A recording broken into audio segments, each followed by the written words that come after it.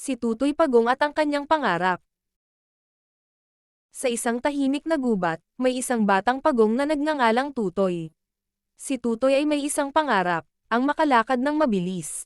Araw-araw, habang siya'y naglalakad papunta sa paaralan, napapansin niyang lagi siyang nahuhuli sa kanyang mga kaibigan. Dahil sa kanyang mabagal na hakbang, madalas siyang tuksuhin ng kanyang mga kaibigan.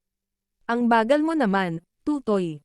Sigaw nila habang nagtatawanan. Ngunit sa halip na sumama ang loob, lalo lamang nagpersige si Tutoy na matupad ang kanyang pangarap.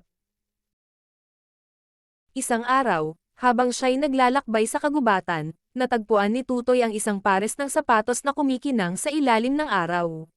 Mahiwagang sapatos, bulong ng hangin.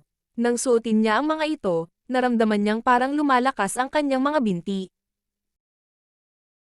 Sa kanyang unang pagsubok, nagulat si Tutoy sa bilis ng kanyang paglakad. Wow, ang bilis ko! Sigaw niya sa tuwa. Sa bawat hakbang, nadama niya ang kakaibang sigla at tiwala sa sarili. Hindi nagtagal, hinamon siya ni Lito Linta, ang pinakamabilis sa gubat, sa isang karera.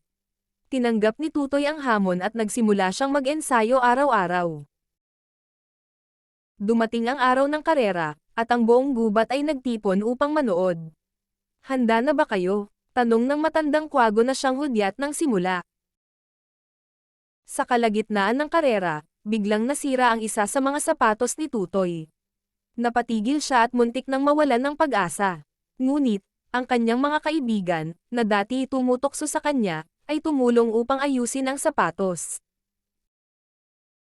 Sa tulong ng kanyang mga kaibigan, nagpatuloy si Tutoy at sa wakas ay naabot ang finish line. Bagaman hindi siya ang nanalo, natutunan niya ang kahalagahan ng pagtanggap sa sarili at ang tunay na kahulugan ng pagkakaibigan.